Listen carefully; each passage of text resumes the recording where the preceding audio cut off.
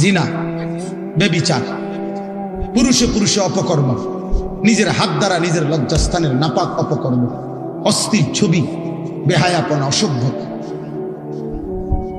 এই জিনা লজ্জাস্থানের অপবিত্র, শাহওয়াতের গুনাহ, হারাম চাহিদা, যৌন চাহিদা। এই লক্ষ লক্ষ যুবক আজকে এই উশৃঙ্খল, এই চুল চেহারা, লেবাস, পোশাক, আল্লাহ নাই, নামাজ নাই, সেজদা নাই, হালাল হারামের কোনো ধার ধারে না। এক একটা মোবাইল, নারীর আকর্ষণ, অশ্লীল ছবি, উলঙ্গ নাচ, হাজারো যুবককে কুকুর শুকরের চাইতে নিকৃষ্ট বানায় গেছে। কলিজার ভিতরে, চেহারার ভিতরে আল্লাহ রসুলের কোনো চিহ্ন নেই, ইমানের কোনো চিহ্ন নাই। কতদিন হয় নামাজ পড়ে না, জানে না, কত রাত আল্লাহকে সেজদা দেয় না। আমার মনে পড়ে নবী সাল্লাল্লাহু আলাইহি সাল্লাম হাসরের ময়দানে আব্বা জিজ্ঞেস করবে, উম্মত 365 দিন, খোদার এক বছরে মসজিদের মুয়াজ্জিন তোরে কোনোদিন ফজরের নামাজের জন্য জাগাইতে পারলো না, আর ফুটবল মাঠের রেফারি রাত 4টা বাজে কেমনে তোমারে জাগায় দিল? ফুটবলের রেফারি কেমনে তোমারে রাতের 4টা বাজে ঘুম থেকে জাগাইলো কেমনে? আর আমার মসজিদের মুয়াজ্জিন কেন 365 দিনে, এক বছরে একদিনও, প্রতিদিন সে ডাকছে আসসালাতু খায়রুম মিনান নাওম, কিন্তু এই নাফরমানকে, এই নিকৃষ্ট নাফরমানকে একটা দিন উঠাইতে পারলো? কত বড় বেঈমান, কত বড় গাদ্দার! এই গাদ্দার যেন আল্লাহকে বলে দিছে পরিষ্কার যে মালিক তুমি আরো ডাকলো আমি উঠবো না, তোমার ডাকে আমি সাড়া দেব না।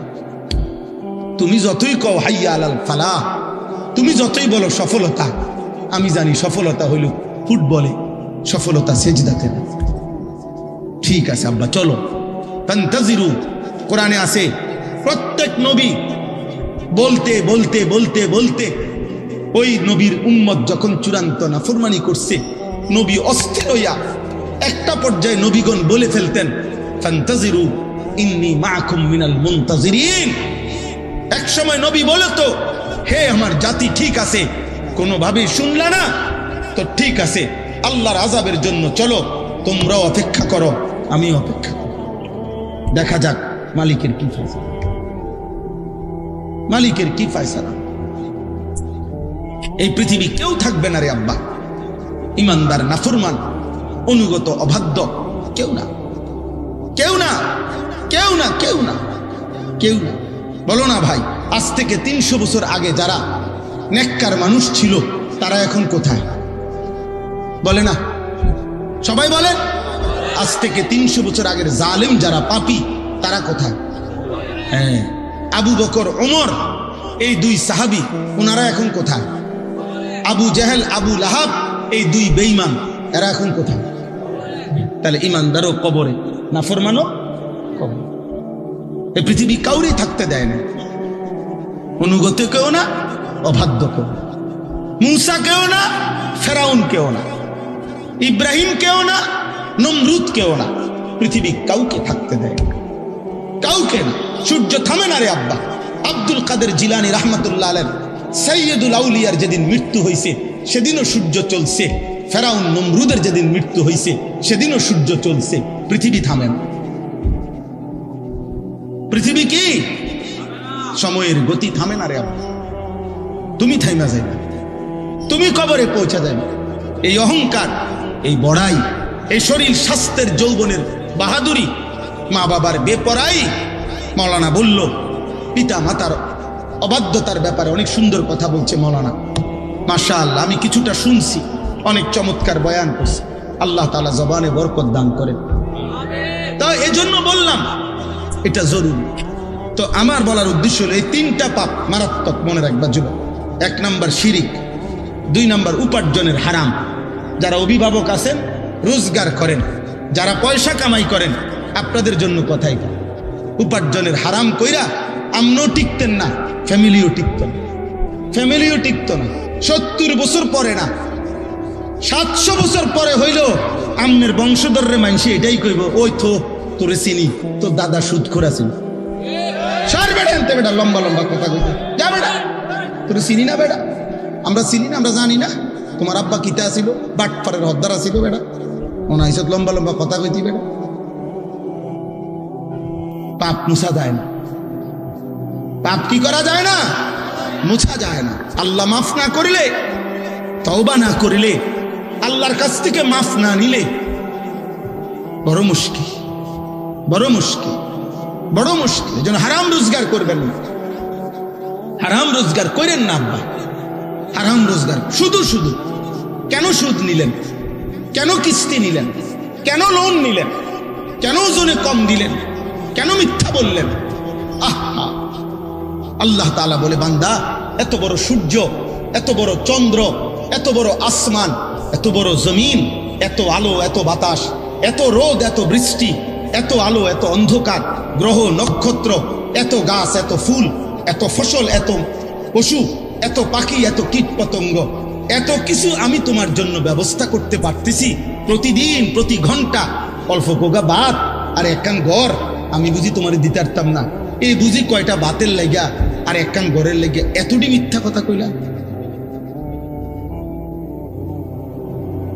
এত সুদ এত কিস্তি এত মিথ্যা এত ধোকা এত ওজনে কম দেওয়া এত বাটফারি করলা এই গরিয়ানের লেগে বলেন একজন মানুষের শেষ পর্যন্ত কিতা এটাই তো দেখাইছে গরিয়ান করছি এ গরিয়ান করছে আর কিতা করছেন আর এই বাজার সদাই ফাঙ্গাস তেলাফিয়া ঘিরা টমাটো দৈন্যতা কাঁচামরিচ দুন্দুল করলা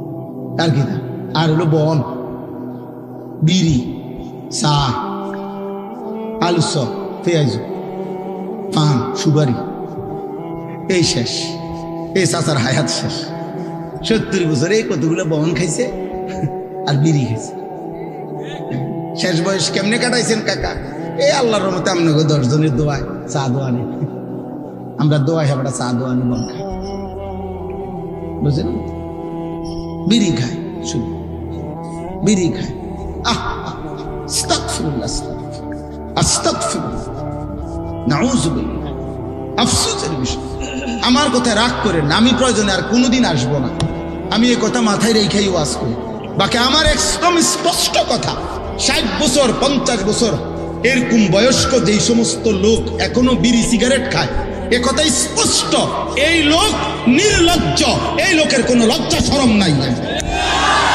একদম শরম নাই শরম নাই তোমার কোনো শরম নাই 60 বছর বয়সেও আপনার থেকে যদি এই সমাজের ছেলে পেলে নাতি নাতনি কিছুই শিখতে না পারে আর কোন দিন শিখবো আপনার থেকে 60 বছর বয়সে আপনার থেকে কি শিখবো বিড়ি ঘরের থেকে শিখবে কি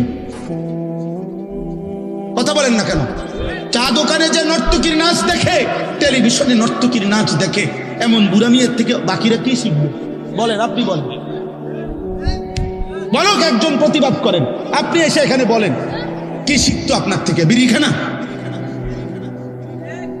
কি শিখতো আপনাদের সন্তান আপনাদের কাছে আমানত এই ছেলে পেলেগুলো নামাজ পড়ে না এই ছেলেগুলো সারা দিন রাত মোবাইল টিপতেছে আমি সেদিন আব্বা গত সপ্তাহে গত শনিবারে আমি এক জায়গায় ফজরের নামাজ পড়ছি মাহফিলের জন্য যাইতেছিলাম আরেক জায়গায় সারা রাত্র জার্নি করে রাস্তার পাশে এক মসজিদে ফজরের নামাজ পড়তে ঢুকছি আমি এবং আমার শায়েখ আল্লামা মুফতি মুশতাকুর নবী কাসেমি আমরা দুইজনের গাড়িতে ফজরের নামাজের জন্য ঢুকে দেখি আল্লাহর কসম এই কোরআন হাতে বললাম মসজিদের মধ্যে দেখছি শুধু 2 জন মুসল্লি 2টা ছেলে ইমাম সাহেবটাও একটা ছেলে মুসল্লিটাও একটা ছেলে এই 2টা ছেলে ছাড়া একটা লোক মসজিদে নেই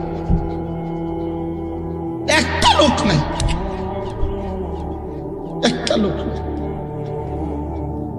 ছেলেটা বলল হুজুর এটা 3 মৌজার জামে মসজিদ মানে 3 মৌজা বোঝেন তো ভাই এক গ্রামে তো 1 মৌজা না কয়েক গ্রাম মিললে একটা মৌজা হয় 3 মৌজার জামে মসজিদ এটা শুধুমাত্র 2টা ছেলে ফজরের নামাজের জন্য মসজিদে এই জাতির ভবিষ্যৎ কি বলো না আব্বা তোমরা যারা ছেলেরা নামাজ পড়ো না একদিনও তোমরা আগামী দিনে কেমনে বাঁচবা